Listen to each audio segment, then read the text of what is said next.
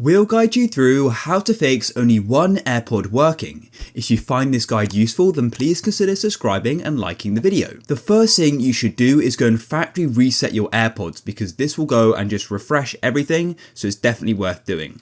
So what you want to do is just place your AirPods in the case and keep it open, and then on the back here you've got a button, and you need to go and press and hold this button until you see the light on the front start sort of glowing or flashing red orange color. So keep holding it just like this, and as you can see it's now glowing that red orange color, so you sort of hold it for around sort of 10 to 15 seconds and then it should start, and you've now gone and factory reset them. So it does mean that you will need to go and repair them to your phone.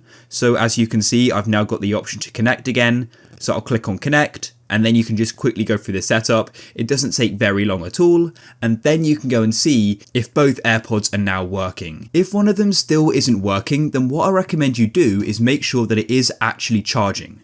So take the AirPod that isn't working out of the case, and you want to go and check inside of the case just to see if there's anything in there which is going to be preventing it from charging. So that could be debris, or it could literally be anything in there which is stopping it from connecting. And also look on the AirPod itself, because there may be something on it which is stopping it from charging as well. So if you did manage to remove anything, then what you should then do is go and put it in the case to go and charge for a bit, so sort of 5-10 minutes, and then go and see if they're both working. And finally, what I recommend we do is go onto the device you're using the AirPods with and try listening to different types of music or different videos or any type of sound, because sometimes sound is only meant to come out of one AirPod anyway. So definitely try some different types of sound which is meant to come out of both. If that still isn't working, go and restart the device. So to do it on an iPhone, you press the increase power button, the decrease, and then hold it like so, and your iPhone will then go and restart.